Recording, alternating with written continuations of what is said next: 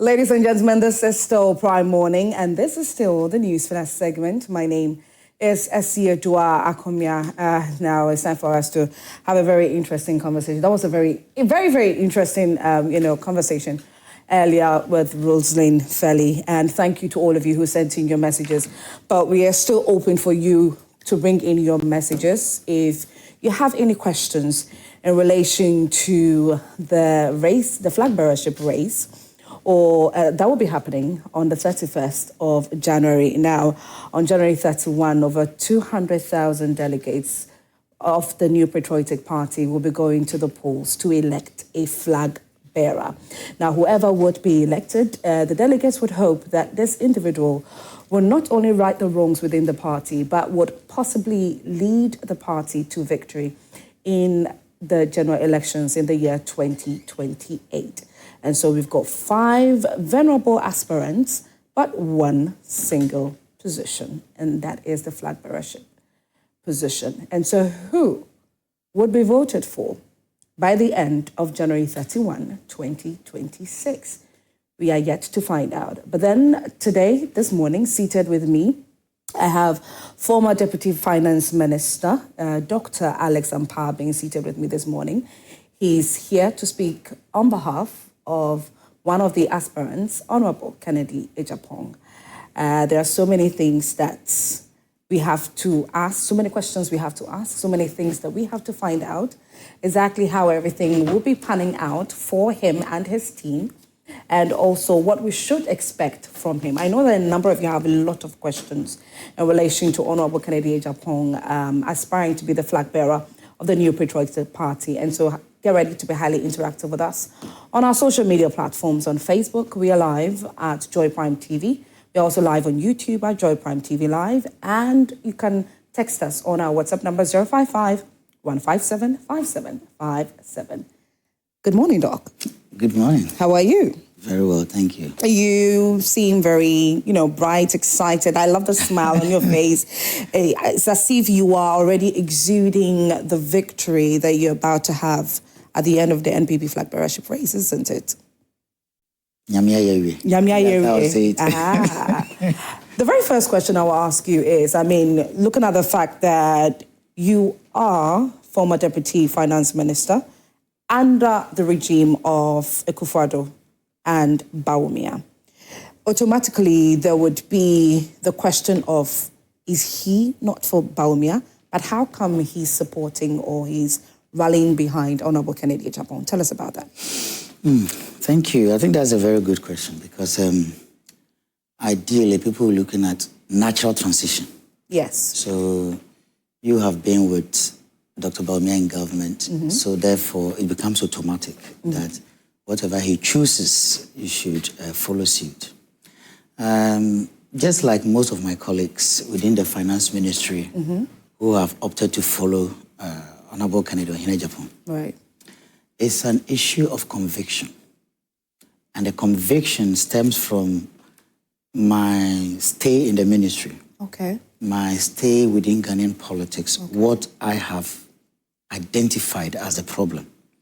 Ghana's biggest problem now is unemployment. Okay.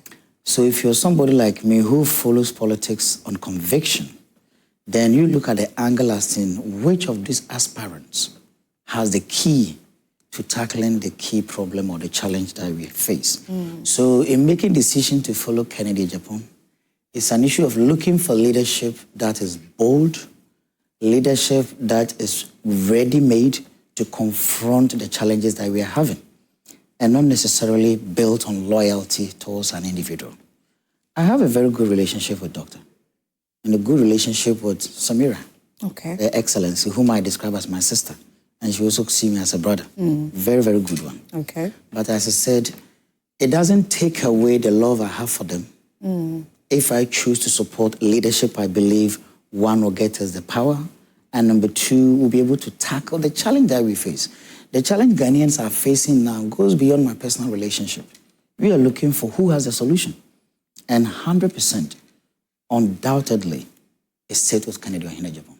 What would you highlight would be the problem under the leadership? Because Dr. Mahmoud Bawumia did win the flag bearership race and led the party,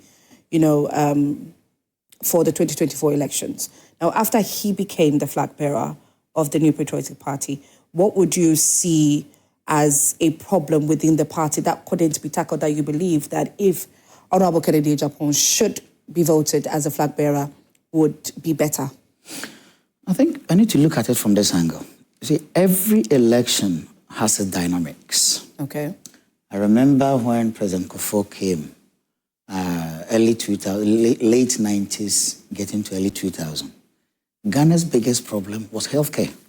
Okay. If you remember those times when there was cash and carry, high maternal death rates. Yeah. Ghanaians were heavily concerned with healthcare. Right. So Kufuor proposed a solution, and that's what got us power, and he was able to deliver. Now came the cost of education in 2008 onwards. Then another came in. He was again professed a solution, and that won us the election. The dynamics in 2028, or from now to 2028, is youth unemployment, and we cannot shy away from it. You see, I have had the opportunity to travel with Honorable Kennedy Agyapong across the country. And there are times when it gets so emotional if you go to certain towns, small towns or villages, and you see the dynamics there, the youth crowded in area, playing dummy and all those. And then in the evening, around 7, you look at our beautiful young ladies standing in streets, trying to sell themselves to make ends meet. Mm-hmm. Look at East Legon. Look at La Paz. Almost the whole of Accra is flooded with this problem. We need to confront it. We cannot look at it and say it's business as usual. Okay. Currently, we have 1.3 million unemployed youth, according to the Ghana Statistical Service data released about 3 weeks ago. Yeah. Universities and tertiary institutions are producing on average 100,000 and over a year. We have those who are turning 18 work age. The numbers are topping up. They're not going down. But where is the immediate solution? Now there's none. Let me delve a bit. You see, I remember His Excellency John Dramani Mahama's campaign message was 24-hour economy. Why do you think Ghanaians bought into that idea? Because of unemployment, because of the difficulty of people finding a way to... You believe Ghanaians bought into the idea of the 24-hour economy? Of course. We did. Tell me the campaign message apart from 24-hour economy that won the election. It had nothing to do with the state that the country was in at the moment, and so we felt like maybe change of power would make us feel better. Possibly one angle, but I say predominantly. Okay. Yeah, predominantly, the campaign or the success of President Mahama was based on the promise for jobs and 24-hour economy. Right. So now we know it is difficult because which factories are going to operate 24 hours? Mm-hmm. The 24-hour economy becomes feasible when you have set up the factories, when you have set up the companies to allow them to operate 24 hours. Otherwise, what is going to operate 24 hours? Government offices or ports working 24 hours is not what's going to cut jobs. When you talk about tackling this kind of mass unemployment, it has to do with business expansion, private sector-led expansion. That's what's going to bring the unemployment down. Okay. And it's not government jobs. So the point I'm making is, and this is where Kennedy Agyapong sits very tall among all the aspirants, he has the track record. He has delivered in a private capacity with close to about 20 companies employing over 7,000 people. So if in a private capacity, an individual can come up with this, as a finance person, I look at the fiscal or the financial feasibility of any government policy. And when I visited Ken, before I made up my mind, I visited him one-on-one. Okay. I said, I want to get to know this man more. I didn't have any personal friendship with him. My relationship was with Dr. Bawumia. But the day when I chose, okay, I want to make a decision. I just want to free up my mind. When I visited him, it was about 30 minutes meeting, ended up like 3 hours. When this man started talking, I didn't see theory. I didn't hear theory. What I heard were practical, hands-on, easy to implement ideas and policies that can translate into job creation opportunities. And why should I turn my back to such a person if I am a believer of bringing down unemployment and creating opportunities for Ghana? To me, you need to get closer to the man. I tell you, he has the solution. I believe that some of our viewers would be keen on knowing at least one of these opportunities. Sure, certainly. I think the first thing Ken is thinking of doing is pushing the private sector to take their rightful place. And by this, you're looking at, as I said earlier, private sector-led expansion. So industrialization is the key. Okay. No country in this world has ever prospered by miracles or through only government jobs. Across the world, we have Germany after the Second World War, when the economy collapsed. We needed the vision of Konrad Adenauer and Ludwig Erhard to move Germany from a war-torn state to what it is today.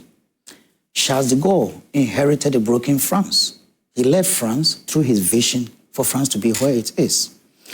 I can take you to Lee Kuan Yew and what he did in South Asia. And then you have Park Chung-hee and what he did in South Korea. Now, me and you are using Samsung phones. It was the vision of Park Chung-hee. One individual sat and said, I want to industrialize my country. That's the way you create opportunities. Look, we have China. Everybody now wants to go to China. Yeah. China's industrialization and becoming a global powerhouse didn't happen by accident, but it's through the vision and hard work of Lu Xiaoping. It took just one person, and they signed this open and reform policy for China on 18th of December, 1978. Just 78. And now everybody is interested to go to China because of Deng Xiaoping. That's the name, correct? So look at these examples. Clearly tells you that any country is where it is today if prospered because of the vision of one individual. We have the opportunity through Agyapong. I have been in the political space. I've worked with few politicians. I've listened to few manifestos across different political parties. And I can tell you, the most practical person, the one that can move Ghana from reliance on government jobs to a private sector-led expansion to create opportunities, factories, and industries, is Agyapong. And number two, one thing he's doing that I'm so happy about is that this industrialization drive, we are not looking for the raw materials to be imported from somewhere. For example, he talked about using the pseudostem from plantain and you know the plantain stem, Nidiano, where we just cut and throw them away. And until he came in trying to explain what we could do with it, that you use that to produce a fiber. And that fiber is used to produce clothes, bags, sanitary products, and a host of things that we can do. And even paper from just pseudostem. And these are not rocket science. In fact, when he said, I went online to Google, and I was shocked to the bone. We have even one of those big factories in Uganda, here in Africa. India is the leading producer in that industry. And one is in Uganda, employing thousands of youths. Can't you do this one here? It is possible, highly. Sit with him. Another idea I believe your listeners might also want to hear is his decision to decentralize in terms of the fiscal structures of the government ministries. Yeah. So he wants to move the ministries to different regions. Fantastic idea. Apart from decongesting Accra, that is a way to spur development across the country. Let's take an example. We have Forestry Commission sitting not far away from your office. What's he doing in Accra? Forestry Commission, or its role as a government agency, is to support the protection of our forest bodies, so the tree planting, and also part of carrying out government policies or reforms. We have them sitting in Accra. Wouldn't it be better to have Forestry Commission sitting in my region, Western North, where we have about 7 timber companies, processing factories? This is where all the tree planting and all this afforestation are going to happen, or are happening. So why do we have Forestry Commission and all the stuff here? Again, look at the Ministry of Agric. We have arable lands in the 5 northern regions that can feed the whole of Africa, not only Ghana. Now, we want to do commercial farming in the north. We have Ministry of Agric sitting in the place called Ministry in Accra. So the idea is that, can we get the respective ministries and agencies closer to the regions where we find a proper and easy connection and use for them? Apart from getting them closer to the respective regions, we also find a way of bringing development to the local economies. Doc, before you continue, can you highlight exactly that would possibly do? If you're to move the ministries closer to where all these are happening, a typical example, they're talking about the Ministry of Agriculture. What really would that do? Okay. One of the key things it's going to do is about stimulating the local economy. Go to most of the regional capitals, apart from Accra, everything is totally dead. So how do we get the local economy moved? The starting point is to make them relevant in the context of bringing the government much closer to the people. And as I'm talking here today, I will be surprised if there's any one advanced country that is practicing what we are practicing here. That we have a place called ministries, put all the ministries there. I am a UK trained, so I speak with good example from the UK. You don't have any place called ministries. You have number 10 Downing Street sitting in London, which is like the Jubilee House. And then we have the various government agencies and ministries spread across the country. When we go to Leeds, Yorkshire, we have the health division, which is our health ministry equivalent there. You go to Bristol, and we have Ministry of Defense equivalent situated there. You go to Newport, this is where they have the Ghana Statistical Service equivalent, which is called the ONS, Office of National Statistics. You go to Leicester, and you have the National Space Center. You go to Birmingham, Liverpool, and then you have the immigration and the prison centers. What this thing is doing is that it makes every local economy stronger. Okay. By concentrating the ministries in Accra, it doesn't change that much. But when you move the ministry and all the agencies and staff to a particular region, what you are doing, you're actually relocating a whole economic opportunity to that region. Okay. And you have staff who are going to work there, and that staff goes there. The taxi driver, the trotro driver, the cocoa seller, the rent will also see an increase, upward adjustment. Okay. As rent begins to increase and accommodation begins to become maybe a bit limited, you see the estate agents will move in, start to build.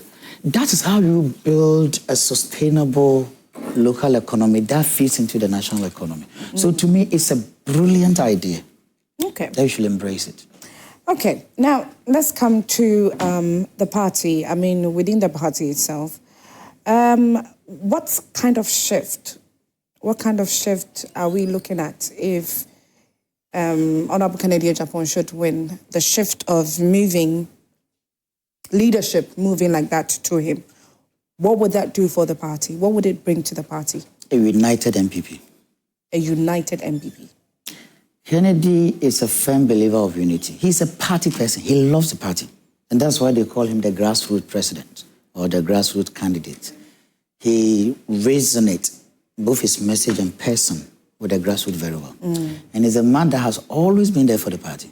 Talking of he was just an MP, just like any other NPP MP. But give me one person within the party who has contributed more. And it takes somebody that has a passion for the party to do that. So he wouldn't like to see the party not being stronger or not coming to power. Okay. Because as a party person, as a grassroots person, his focus will be, how do I bridge all those gaps, all those cracks that has appeared? And I'm not going to run away from it. We all know, I mean, our primaries has created a whole lot of issues, personal attacks here and there. And that's why he's not talking. Because he believes that once he starts talking, like others are doing, reconciliation becomes difficult. He knows he's winning. So if he knows he's winning and he knows he's going to need the rest of the aspirants, then the best is to just keep mute for the interest of unity. So a win for Kennedy gives a new hope, a new dawn for the New Patriotic Party. It gives the youth of this country especially, and those in the party, the opportunity to believe that, yes, now our own is coming. This is the man that has a track record. This is the man that has delivered. He coming means there's a new hope for the NPP, especially our chances of coming back to power. It's much, much higher with Kennedy Agyapong than any other aspirant. Speaking about unity, the question I will ask you, I believe that off air we were talking about it, that is in relation to a statement that was made yesterday when I interviewed Pius, who is a spokesperson for Dr. Brian Agyapong. And he did state, he made a comparison of, Honorable Kennedy Agyapong was asked the question in relation to, just in case he doesn't win the flag bearership race, would he, just as he has done over the past few years, would he still support whoever would win the flag bearership race? And he did not answer. And so that alone is being communicated as it doesn't look like there would be any form of unity. I would have loved to see that video because the man I know and the man I follow is a firm believer of the NPP party. He's the one that I believe. Sometimes I don't even know whether he loves himself more or the party. That is the kind of love this man has. In 2023, when the whole establishment was against him, in 2023, I would say it was a battle of one versus the whole party. Even in that, when in some areas his agents were chased away, in some areas security forces stood aloof whilst electoral malpractices were happening, as per the later revelations. In areas where he scored some votes and still he was scored 0 and his votes were added to other candidates, that didn't stop him from campaigning, using his resources and energy for the party. And in the same way, Kennedy Ohene Agyapong will emerge the winner. In the unlikely event it doesn't happen, I can say with confidence that Kennedy will be the Kennedy that we know, party first. His interest and his position has always been party first. So whoever emerges the winner, which I know is going to be him, as I keep saying, in the unlikely event that you get a different winner, Kennedy Ohene Agyapong and his team will be solid behind whoever emerges the winner. I don't have 1% doubt about that. I believe you have seen the recent polls that have come up. We've got Global Info Analytics come out with a win for Dr. Mahmoud Bawumia. We also had about 2 or 3 days ago from Dr. Evans Tia, where he did say that Honorable Kennedy Agyapong would win by 52%. I want your thoughts on that. I'm happy you're talking about the Global Info Analytics. Yes. And sometimes I don't want to delve into their polls because, some of those polls, I'm an academic person. And I've been a researcher and been a lecturer myself. So I kind of, as a PhD holder, my key area is in research. So I don't want to downplay somebody's findings. Okay. But sometimes you can't question certain findings. Because I remember in one of the polls, it was giving Kennedy like 17%. Yes. This is a man that fought a whole establishment and get 37.4%. And now that somebody will say, Obia, you're going to give him 17. That doesn't add up. And even the euphoria around the country and the delegates should tell you that some big change is coming. So even if I have to be a researcher and I want to skew up things, maybe I'll find a way to sometimes decorate it a bit. But anyway, that's his research. But there's one bit about Mr. Danquest's work you're not talking about, which is also linked to that particular publication, which he was talking about pairing Dr. Bawumia and 4 of the possible NDC presidential candidates. Yeah. So he takes Dr. Atuforsen, then he paired that with Dr. Bawumia, And then he put Asidun Ketia, he put Dr. Bawumia next to him, he put Julius Deborah, put Bawumia next to him. And then when he finished, and then Haruna Drusu, the fourth one. So each one of the NDC possible candidates, he compares with Dr. Bawumia. And then he asked, according to his research, who would you have voted for if elections are to be held today? The report shows that all these four would have won, according to his report. Now he did a reversal, and this time brought in Kennedy Agyapong, and then compared him with these same four men. The results again proved that Kennedy outperformed Dr. Bawumia among all these four. So how controversial, or how does it sound that one end, the man is scoring 17, but then you pair him against the possible four NDC guys, and he's outperforming the one who is scoring over 60 or so %. I leave that for the viewers to judge. I've also seen another one by Dr. Evans Duya. Yeah. I think this is the third time he has also released. I see the work from him more detailed. Okay. He has... Is that not because it's going in favor of you? Oh, no. No, absolutely not. I will have my own issue with him too when I get there. Okay. so he has a population, a sample size of 40,000. And I think there was a... Yeah, I think the recent one, the sampling size was about, he mentioned that 31,000. Yeah, I think the 31 were the valid responses. But he said he used 40,000 were the sampling. Yeah. And then some of the information that they didn't provide, they don't want to talk, the non-disclosure. So the usable sample were just about 30,000. Okay. Whilst this represents a very good size, because if it's 40% sample for a population of 200,000 and over, 209,000, that's around 18, 19%. Very reasonable in research terms. Okay. Which I think is good representation. Okay. Just like any other research with its own shortcomings, calling people on phone, sometimes they begin to think, who are you? And you see, when it gets to this stage, people are very careful. I have run delegate election before. And when it's getting to the point when delegates don't want to be seen as belonging to a particular camp, it becomes really, really difficult. And that's why I am happy with both of them. They're all doing their work. Yeah. The most important thing is what happens on the ground. This is a delegate election. And I tell you, the dynamics in delegate election is totally different from general election. Okay. Totally. All right. So the what do you call it? The reality will be on 31st. But we have agents on ground. We have researchers on ground. And that's why I'm saying that Dr. Evans Duya, not because he's predicting for Kennedy, no. But his own is not too far away from the information we are receiving from our researchers in every polling station. Well, thank you very much. Thank you for your time this morning. And we hope to see what the results will be by the end of 31st January 2026. Dr. Alex Ampaabeng, thank you so much for your time this morning. All I will say is all the best to you and Honorable Kennedy Agyapong, the entire team. All the best to all of you.